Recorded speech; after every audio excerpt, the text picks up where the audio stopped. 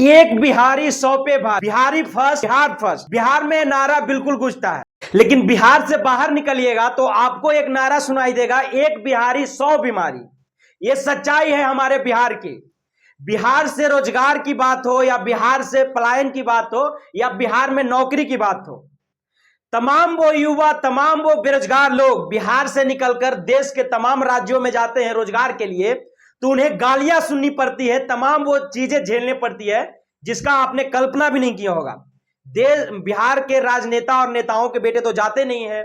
हमारे जैसे, आपके जैसे गरीब और गुरबा के बच्चे 6-6 महीना, साल भर दूसरे राज्यों में जाकर काम करते हैं, अपने परिवार से दूर रहते हैं, और उसी बीच कोई उसे प्रताड़ित करे, उसे बिहारी कहकर गाली दे, तो कैसा लगेगा उसके दिल पर, जरा सोचिए।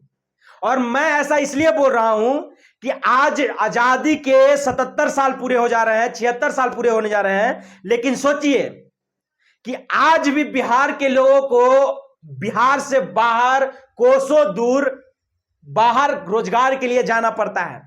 ये हमारे बिहार के लिए शर्म की बात है, और तमाम वो बिहारियों के लिए शर्म की बात है। बिहार से निकलकर देश के किसी भी राज्य में जाइएगा, गुजरात, महाराष्ट्र, तमिलनाडु, कर्नाटक, राजस्थान, ये तमाम ऐसे राज्य हैं जहां से बिहारियों को मार के भगाया जाता है, गाली दे के भगाया जाता है। किस लिए भगाया जाता है? क्योंकि बिहारी जो है वो देश का कीड़ा है। ऐसा हम नहीं बोलते हैं, हम बिहारियों को दूसरे राज्यों में सुनना पड़ता है। अभी आपने बंगाल का यह वीडियो देखा होगा, इस युवा जो बिहार से निकलकर एक एग्जाम देने के लिए जाता है, वहां कुछ बंगाली आते हैं और इसको मारते हैं, इसे प्रताड़ित करते हैं। क्या बोलते हैं? कह रहे तू बिहार से आया क्या, कैसे आ गया यहाँ तो बंगालियों के लिए है बिहार।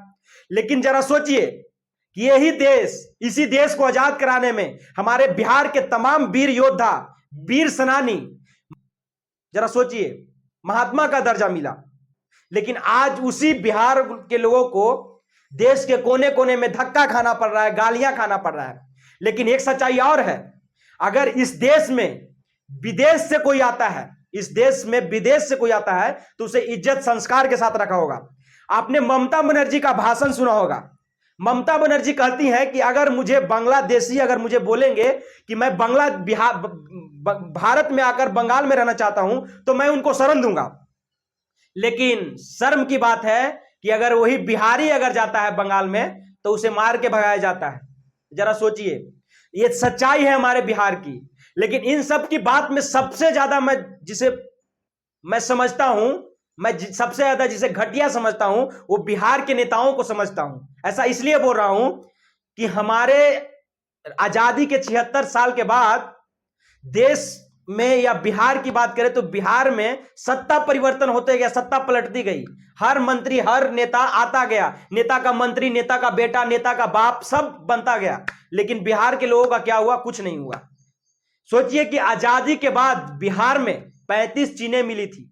कितना चीनी मिली थी? 35। बिहार ऐसा राज्य था जो चीनी उत्पादन में अग्रणीय राज्य था, और देश में भी अग्रणीय राज्य माना जाता था बिहार। ऐसे तो बड़े बड़े कल कारखाने बिहार में नहीं थे, लेकिन छोटे छोटे कल कारखाने कूट कूट के बिहार में भरा हुआ था। लेकिन आज सोचिए, बिहार में सोचना पड़ता है एक परिवार को गुजारा करने के लिए, एक परिवार को 1-2 रोटी के लिए खाने के लिए। सोचिए, बिहार की यह स्थिति है। और वही बिहारी अगर दूसरे राज्यों में निकल कर जाए तो गालियां खानी पड़ती है, जिल्लत सहना पड़ता है। और यह सच्चाई है, और ये सच्चाई पूरा बिहार झेल रहा है, पूरा बिहारी झेल रहा है। लेकिन किसी नेता के मुंह से यह शब्द नहीं निकलता कि हमारी सरकार आएगी तो हम इतनी फैक्ट्रियां लगाएंगे, हम इतने कंपनियां देंगे। एक चीज और आपको बताना चाहते हैं हम कि आजादी के बाद 35 मिले थी, लेकिन अब कितनी बची है चीनी मिले? 11 चीनी मिले बची है, और उसका भी अस्तित्व खत्म होने वाला है। तो दोस्तों, मैं आपसे एक चीज कहना चाहता हूं कि यह पहला वीडियो नहीं है। गुजरात से कैसे बिहारियों को मार के भगाया गया था, महाराष्ट्र से कैसे बिहारियों को भगाया जा रहा था, तमिलनाडु से कैसे बिहारियों को भगाया जा रहा था, गोवा से कैसे बिहारियों को भगाया जा रहा था। मतलब देश के ऐसा कोई कोना नहीं है जहां से बिहारियों को भगाया जाता है, गाली दिया जाता है। आवाज कब उठती है? जब वीडियो सामने आता है। हर एक बिहारी देश के कोने कोने में जाकर जिल्लत सहता है, मजबूरी से काम करता है, अगर काम नहीं करेगा तो उसके घर में 2 वक्त की रोटी नहीं आएगी। और हमारे देश, हमारे बिहार के नेताओं के बेटा बेटी ऐश मौज की जिंदगी जीते हैं।